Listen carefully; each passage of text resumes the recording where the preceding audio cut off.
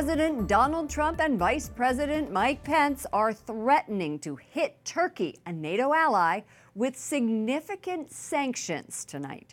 They're demanding the government release Andrew Brunson, a Christian pastor who they say has been falsely accused of spying and supporting terrorism. Correspondent Wyatt Goolsby reports from day 3 of the Religious Freedom Ministerial at the State Department. Good evening, Wyatt. Good evening, Lauren. The vice president is repeating his calls to the Turkish president, Erdogan, to free Andrew Brunson immediately. Now, it was this week that the American pastor was released from his prison where he's been since 2016, but now he's under house arrest, and Pence says that's not good enough. I spoke to Pastor Brunson and his wife, Noreen, yesterday. I know that his faith will sustain him, but it shouldn't have to. Pastor Andrew Brunson deserves to be free. Vice President Pence getting a round of applause from dozens of faith leaders gathered for the final day of a State Department conference on religious freedom.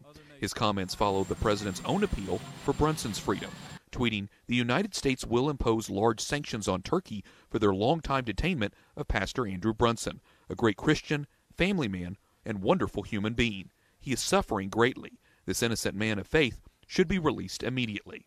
The 50-year-old evangelical Christian, originally from North Carolina, was put under house arrest Wednesday after a year and a half in jail. The vice president also singled out countries where religious freedom is under threat, including Nicaragua. But government-backed mobs armed with machetes and even heavy weapons have attacked parishes and church properties, and bishops and priests have been physically assaulted by the police. Pence also mentioned Iraq. The suffering of Yazidi people and all the victims of ISIS has sickened the American people and mobilized this president and this administration to action. Secretary of State Mike Pompeo promises more help to Christians and other religious minorities resettling their homes in northern Iraq.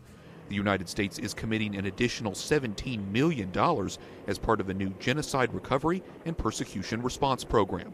That's on top of the $90 million the U.S. already provided this year. The additional funding will help us make more progress in clearing minds from areas with large population of religious minorities who were subject to ISIS genocide. Turkey is responding to the vice president and the secretary of state today, and Turkish officials saying it's unacceptable for them to threaten their country and saying it's well within their right to hold Andrew Brunson under house arrest. This comes as the State Department is hosting its first conference on advancing religious freedom, but it will not be its last. Today, the vice president and the secretary of state announced that they will make this an annual event. Lauren? What are countries doing to move from talk to action? Well, Lauren, we heard from several different countries today, all proposing this idea about creating their own representative or their ambassador in order to advance religious freedom domestically as well as abroad. The position here in the United States would be similar to what is held by Sam Brownback today, but the key word that they talked about with regards to this situation is plurality, this idea of where people of different faiths can come together and coexist freely. In addition, the vice president also talked about countries participating in the new International Religious Freedom Fund and invited them all to partake in that as well. Lauren? Correspondent Wyatt Goolsby reporting from the State Department. Thank you, Wyatt.